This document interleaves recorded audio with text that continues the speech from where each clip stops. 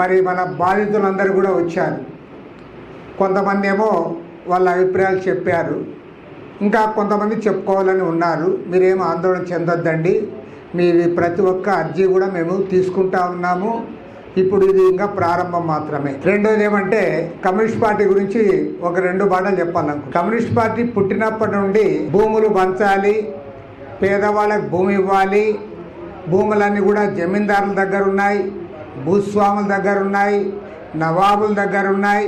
ఆ భూములన్నీ కూడా పేదవాళ్ళకి ఇవ్వాలి, రైతులకు ఇవ్వాలని పోరాటం చేశారు. ఆ పోరాటాల్లో లక్షలాది ఎకరాలు పేదవాళ్ళకు పంపిణీ చేశారు. వేల ఎకరాలు కాదు, లక్షలాది ఎకరాల భూములు. నిజాం నవాబుకు వ్యతిరేకంగా జరిగిన పోరాటంలో 10 లక్షల ఎకరాల భూములు పేదవాళ్ళకు పంపిణీ చేశారు. అదేవిధంగా కృష్ణా జిల్లాలో చెల్లపల్లి జమీందారుకు వ్యతిరేకంగా 40 ఏండ్లు పోరాటం చేసి దాదాపు 17,000 ఎకరాల మాగాణి భూమి ఎన్టీ రామారావు గారు ముఖ్యమంత్రి అయిన తర్వాత పంపిణీ చేయడం జరిగింది. స్వయంగా ఎన్టీ రామారావు గారు వచ్చి వాళ్ళకి పట్టాలు ఇచ్చారు. అదేవిధంగా అనంతపురం జిల్లాలో ఇప్పుడు మన ఫైనాన్స్ మినిస్టర్గా ఉన్న పయ్యావుల కేశవ్, కౌకుంట్ల, వాళ్ళ భూములు పంచాలని మనం అందరం పోరాటం చేస్తే తర్వాత ఎన్టీ రామారావు గారు స్వయంగా వచ్చి ఆ భూములు పేదవాళ్ళకి ఇచ్చినాడు.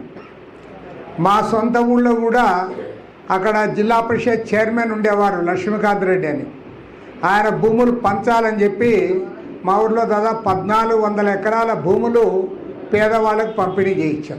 అదంతా ఒక చరిత్ర. అప్పుడేమో భూములు పంచాలి, పేదవాడికి దక్కాలి, సెంటో కుంటో పేదవానికి కూడా ఉండాలని పోరాటం చేసి ఇప్పుడు చూస్తా అంటే ఇప్పుడంతా రివర్స్ పోరాటం అయిపోయింది. ఇప్పుడు ఇది భూములు వాళ్ళతో ఉన్నాయి, వాళ్ళ భూములు మాకు కావాలని కాదు పోరాటం. మన పేదవాళ్ళ భూములు, మన చిన్న సన్నకారు రైతుల భూములు, అధికారంలో ఉన్న వాళ్ళు అధికారులు పట్టుకొని వాళ్ళకి ఇంతో లంచాలు ఇచ్చి భూములన్నీ వాళ్ళ పేరు మీద రాసుకుంటా ఉన్నారు. భూములు మళ్ళీ వాళ్ళ పేరు మీద రాసుకోవడం నాకైతే చాలా ఆశ్చర్యం. మొన్నటి వరకు మంత్రిగా ఉన్న పెద్దిరెడ్డి రామచంద్రారెడ్డి భార్య పేరు మీదుగా కూడా ఇలాంటి దొంగ భూములు రాసుకున్నారంటే మీకేమన్నా సిగ్గుందా అని నేను అడుగుతాను. కొద్దిగానే మీకు సిగ్గు అవుతా ఉందా? పేదవాడి భూములు ఇవ్వాలని పోరాటం పోయి అధికారంలో ఉండి సిగ్గు ఎగ్గు లేకుండా పేదవాడి భూములు కొట్టేస్తా ఉన్నావు, రైతుల భూములు కొట్టేస్తా ఉన్నారు. భూములు మీరు తప్పుడు లెక్కలు రాసి కొట్టేస్తా ఉన్నారు. ఇప్పుడు మన పాపం ex service men Venkataramana, ex service men కదా, సర్వీస్ మ్యాన్ ఇంకా సర్వీస్లోనే ఉన్నాడు ఆయన.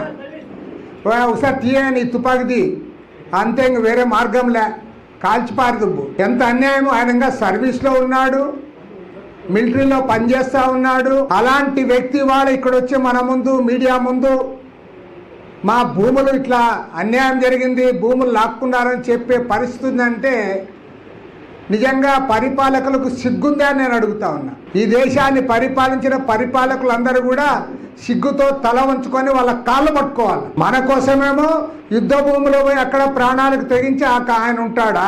ఆయన భూమిని ఇక్కడ మనము కొట్టేస్తామా? సిగ్గుందా మీకు? ఇంత అన్యాయం ఎక్కడన్నా ఏ దేశంలోనైనా జరుగుతా ఉందా? నేను ఎక్స్ సర్వీస్ మెన్ అనుకున్నా, కాదు, ఇంకా సర్వీస్ లో ఉన్నాడు ఆయన. కాబట్టి ఏమంటే చాలా అన్యాయం జరుగుతూ ఉంది. ఇక్కడే అనుకోవద్దండి, మా దృష్టికి చాలా విషయం. నేను వస్తా ఉంటే మన బత్తలపల్లి దగ్గర పోయి చూసాం. అంత పేదవాళ్ళంతా ఈ భూమి మాకు ఇళ్ల స్థలాలు కావాలని జెండాలు నాటినారు.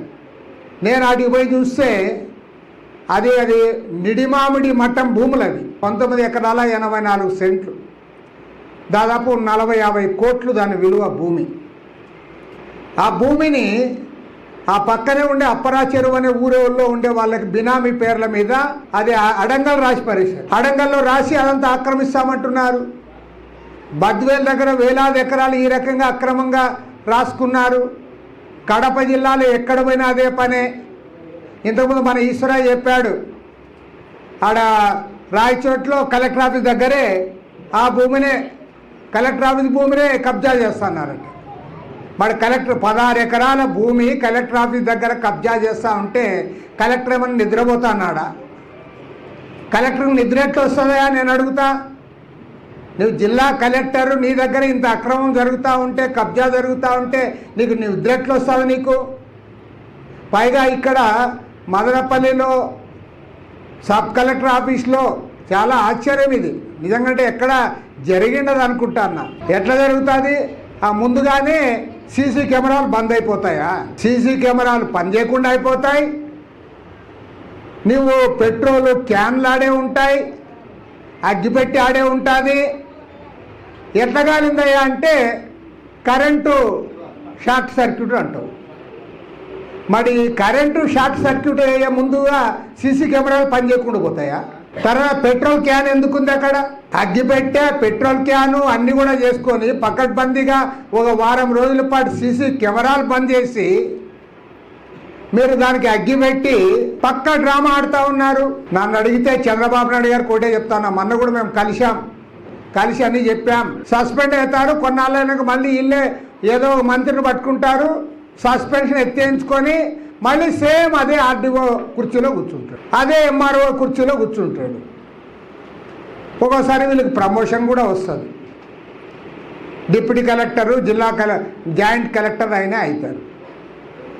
కాబట్టి ఏమంటే ఇది మామూలుగా వదిలిపెట్టేది లేదు. ఈ నెల 20వ తేదీ నాడు విజయవాడలో సదస్సు ఏర్పాటు చేద్దాం.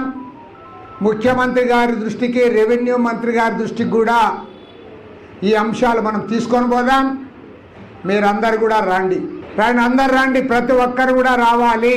ఈ రంగా మిగతా వాళ్ళు ఎవరికైతే అన్యాయం జరిగిందో వాళ్ళందరూ కూడా మీ ఒరిజినల్ సర్టిఫికేట్ కాకుండా జిరాక్స్ తీసుకొని రండి.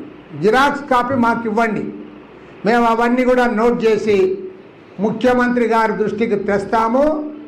తెచ్చి వదిలిపెట్టడం కాదు, ప్రతి ఒక్కరికి కూడా న్యాయం జరిగేంత వరకు, అది 1 నెలనా 6 నెలల సంవత్సరమా ఎన్ని రోజులైనా పట్టని మేము మీకు అండగా ఉంటాం.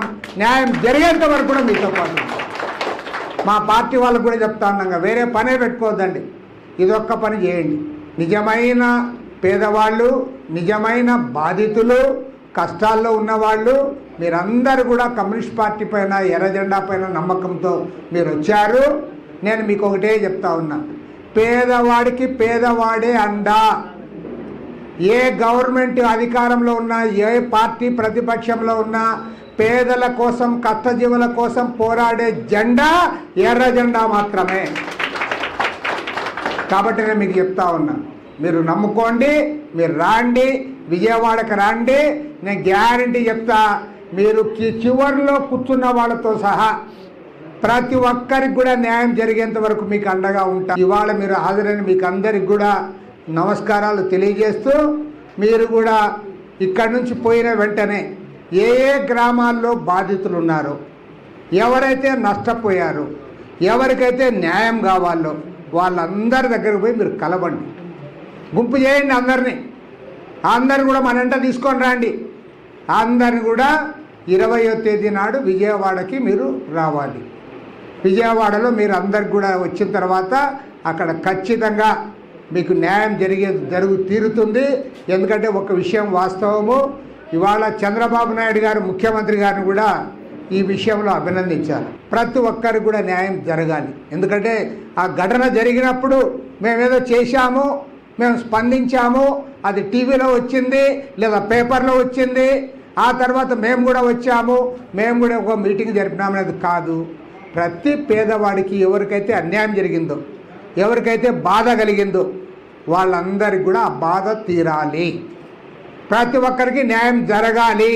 ప్రతి ఒక్కరికి కూడా న్యాయం జరిగేటట్టు చేస్తామని కూడా మనవి చేస్తూ, ఈరోజు హాజరైన ప్రతి ఒక్కరికి, మీడియా మిత్రులకు అందరికీ హృదయపూర్వకంగా ధన్యవాదాలు, నమస్కారాలు తెలియజేస్తూ సెలవు తీసుకుంటాను.